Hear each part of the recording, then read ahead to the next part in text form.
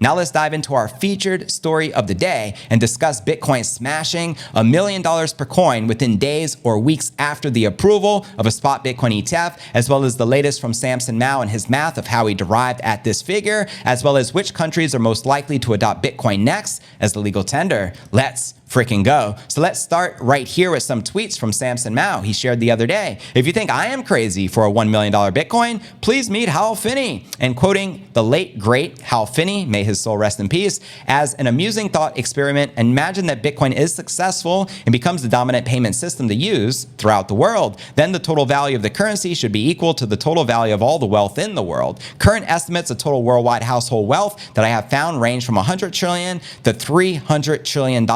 With 20 million coins. That gives each coin a value of about $10 million per Bitcoin, fam. So the possibility of generating coins today with a few cents of compute time may be quite a good bet. Yeah, I'd say that again. With a payoff of something like 100 million to 1, even if the odds of Bitcoin succeeding to this degree are slim, are they really 100 million to 1 against? Something to think about. Preach. Very well said. Samson Mow also says the SEC will approve all the Bitcoin ETFs. Let's freaking go. And here are some recent tweets I shared quoting Samson Mow. The SEC will approve all the Bitcoin ETFs. The most interesting countries for Bitcoin adoption: Panama, Indonesia, and Argentina. Let me know your thoughts right there. Do you think these three countries may be next to adopt Bitcoin as legal tender? We already know Argentina has a pro-Bitcoin president by the name of Javier Milei, who's looking to put an end to their central banking system and close the central bank in Argentina. We know Max Kaiser and the El Salvador Bitcoin team are going to be flying out to Buenos Aires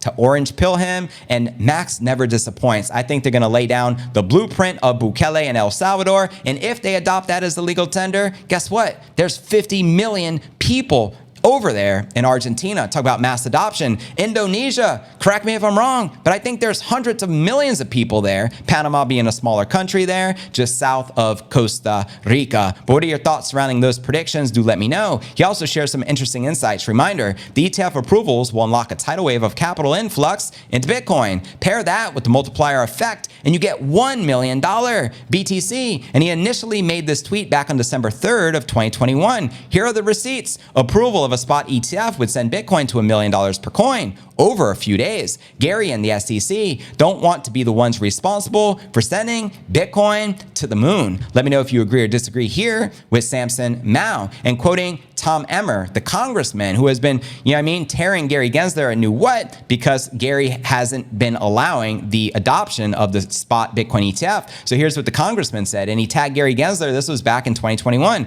I am still waiting on your response to our November 3rd letter asking you to make sense of why Bitcoin future ETFs are allowed to trade, but not Bitcoin spot ETFs. And here's what Preston Pish chimed in. Because Goldman Gary, because we know he made hundreds of millions of dollars working for Goldman Sachs, needs to let his boys, that's right, his homeboys on Wall Street are Larry Fink, Abigail Johnson, and the list goes on, manipulate those cash settled derivatives as long as he can. 100%, because the derivative markets are controlled and manipulated by the regulators. 100%. Derivatives are mass financial weapons of mass destruction, according to Warren Buffett.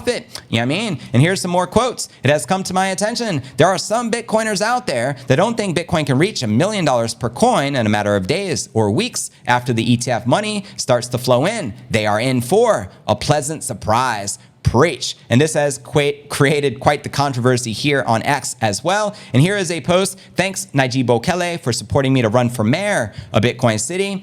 Obviously, we have Samson Mow making big moves. Shout out to the president, the one and only Nayib Bukele. And here's another tweet he recently shared. We'll see a seismic shift to Bitcoin and sound money. The next 5 years will be incredible. Here's his prediction. Guatemala, 2023. Argentina, 2023. Bitcoin halving 5 months out, estimated to be April 2024. El Salvador has already adopted Bitcoin as a legal tender and will continue to make big moves. Panama in 2024. Mexico, that would be massive right here in 2024. Canada by 2025, but it could be 2023 or even 2024. Peru in 2026 and Nicaragua in 2026. Fix the money, fix the the world. So I'd love to know. You guys let me know. Which countries do you think are likely to adopt Bitcoin as a legal tender next? And also, we're going to be sharing the math of how he predicted this $1 million price prediction. So we still have lots to cover. Let's start right here with this latest article by Samson Mow. Here we go. We started with the quote already, quoting the late great Hal Finney. And let's continue. Mow stated that those who believe 1 million per Bitcoin is a crazy price should read what Hal Finney said about the levels the Bitcoin has the potential to reach in the future. Hal Finney was a software developer who received the first ever Bitcoin transaction from its mysterious creator, Satoshi Nakamoto. He also contributed the Bitcoin code as its early stage. Now, many firmly believe it was Finney who had hidden behind the synonym of Nakamoto. Nakamoto went under the radar in 2010, as we all know, leaving his invention in the hands of the community, and thank God for that. Finney then passed away in 2014 from the consequences of some lateral sclerosis, and in the message cited by Mow, Finney assumes that if in the future Bitcoin becomes the dominant payment system in the world, the price of one coin may soar to $10 million per coin. He said this would be possible since the value of all the Bitcoin supply would be equal to the value of all the wealth in the world. And back in Finney's time, the total world household wealth was only between 100 trillion and 300 trillion. I say in today's terms, it's probably north of 700 trillion, especially as that money printer continued to go. Therefore, Bitcoin supply got to cost that much. $1 million for one Bitcoin was a realistically achievable goal per Finney. He then also stated that with such a prospect, mining Bitcoin in its early days, a few Bitcoin per day with a few cents of computer time would be quite the good bet. Amen. You can say that again. Now let's discuss the SEC approving all Bitcoin ETFs. This is the latest interview from Samson Mow himself. And I'm going to read some of these quotes and questions for you. Do you think Kennedy has a chance to win the election? Here's what Samson Mow said. I would say so. Historically, independent candidates have never won, but I think with Bobby's defection from the Democratic Party and the fact he has tapped into the zeitgeist, he has really captured the imagination of the people that are frustrated with the two-party system where nothing ever seems to change. That's right. Democrat and Republicans all seem to be the same corrupt branch, if you're to ask me. I mean, different branches from the same corrupt tree. Wouldn't you agree? He also has a very clear message about freedom, restoring America to its roots, and also about sound money. He has spoken very strongly about Bitcoin and why Bitcoin is so important. I think his message is very authentic because he comes from a very unique background. His uncle and his father were both assassinated because they had tried to eliminate the central bank and money printing. Preach. So I think he comes from a place of authenticity, and the fact that he is risking a lot to run for president speaks volumes, at least to me, because he could just sit back and relax, but he is out there making a play for presidency. Let me know if you guys agree or disagree, and who would you vote for if you had the opportunity to vote in the 2024 presidential election? Let me know. The next question, the growth of Bitcoin-related political debate in the United States coincides with the pending approval of Bitcoin spot ETFs by the SEC. Do you think the public debate puts pressure on the SEC? Here's what Samson had to share. I think the SEC already has enough pressure from Congress and from BlackRock. One thing that people don't really understand, that it is not Larry Fink and BlackRock that want the ETF, it's their institutional clients that want it. Their customers are putting the pressure on them to get it. There is a massive amount of pressure from Congress, from the customers, funneled through BlackRock to the SEC. And given that they are contesting the Grayscale lawsuit, my bad, not contesting that lawsuit, it's just a matter of time before they approve all the Bitcoin ETFs. Let's go. Because they can't approve one and not the others if the others are structured the same way. They would get sued. So it's inevitable to end this, which is all the ETFs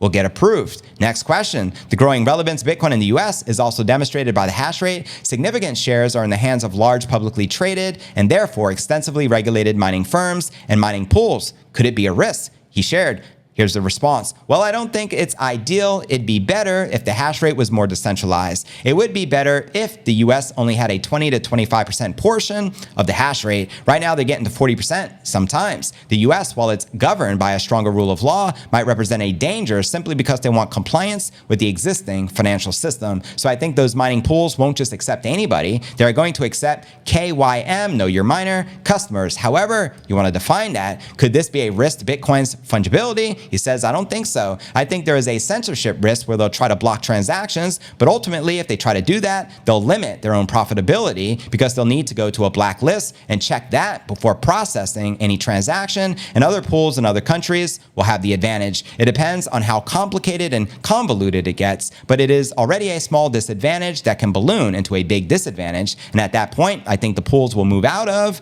the United States. And he also said, when asked, the goal of your company, Jan 3, is to promote Bitcoin adoption at the state level. Do you see potential in Africa, especially on the mining side? He responded, there is potential in decentralizing hash rate and getting more of it into Africa. Africa, let's go. But the challenge in Africa is there's just not that much power to begin with. So you might incentivize creation of new power generation sites, like maybe small hydro dams, but it'll never compete at the same scope as mega infrastructure projects in the US, the ones starting to emerge in Latin America and possibly other places. Africa might end up building a significant chunk of the hash rate by creating new power sources. The challenge is their new power sources. They're not tapping into existing energy. That's right. Whereas with geothermal, if you got a volcano, you can tap into it just like in El Salvador. And when asked, what is the most promising country in the future in terms of Bitcoin adoption, according to Jan 3, here's what Samson shared. I think there is a few. Panama, let's go. He says it's interesting. They don't have a central bank. Wow, I didn't know that. So they could do something relatively quickly. There is one candidate that we have connections to, and if he wins the election, then we can talk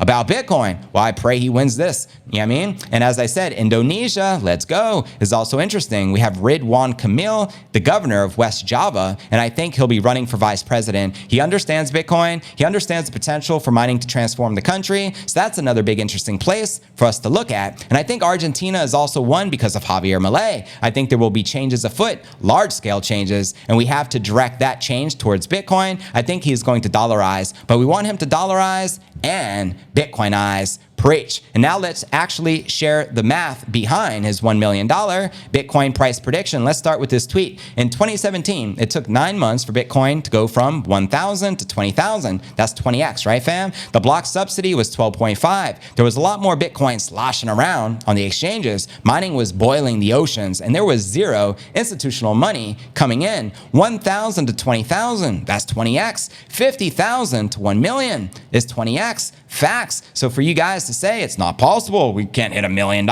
Well, if we have the same run up as the previous cycle I witnessed after the 2016 halving, the year preceding the halving, 2017, when I came into Bitcoin, it was only 1,500. By the end of the year, it was virtually 20,000. That's a 20x run up. So keep in mind that anything can happen. You know what I mean? So let's break down the math a little further. Further elaborating on the prediction, Mao referenced Bitcoin's historical growth. As I just mentioned, from 2017, it took 9 months for Bitcoin to go from 1,000 to 20 G's. The block subsidy was 12.5, and there was a lot more sloshing. And again, 20x from 50,000 to 1 million would be equivalent. Now, Bitplane, a Bitcoin analyst, provided a mathematical breakdown supporting Mao's prediction. Payne's analysis emphasized the rapid pace at which Bitcoin price can grow, stating, people acting like Samson Mow is insane for his $1 million Bitcoin call and forget how fast Bitcoin can happen. This is the exact mindset needed for such a thing to occur. He detailed the following with fundamentals of supply and demand, calculating the new supply for the next cycle, estimating 136,000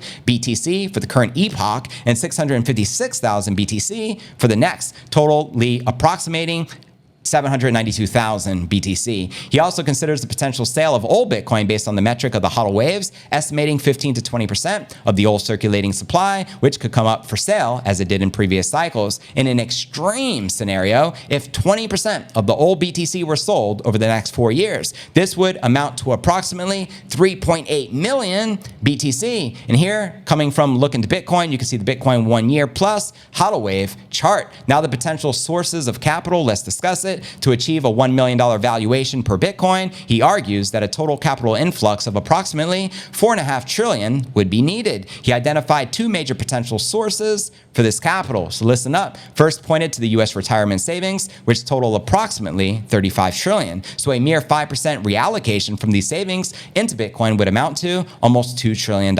Secondly, he considered U.S. corporate treasuries, which hold roughly $1 trillion. If 10% of this were invested into Bitcoin, it had another $100 billion to the market. And beyond these sources, he highlighted several other factors which can drive the Bitcoin price north of $1 million per coin. These include the potential for further adoption by Bitcoin of nation states and the implications of new money creation over the next 5 years, particularly affecting the $150 trillion global bond market. And moreover, he points to the possibility of a reduced supply of old Bitcoin coming to the market due to the steadfastness of the current hodlers. Where my long-term hodlers at? Make some noise. Quitting him here. The fact that an unprecedented number of Bitcoin are in the diamond hands, preach, more of whom than ever believe in a hyper-Bitcoinization narrative could diminish that 20% hodl wave dip to 15 or even 10%, and the decline of alternative cryptos and a refocusing of capital towards Bitcoin, along with the underperformance in the last cycle, potentially leading to a delayed but potent market reaction, could be further catalysts, according to the analyst. He also noted the role of technological advancements such as Taproot in enhancing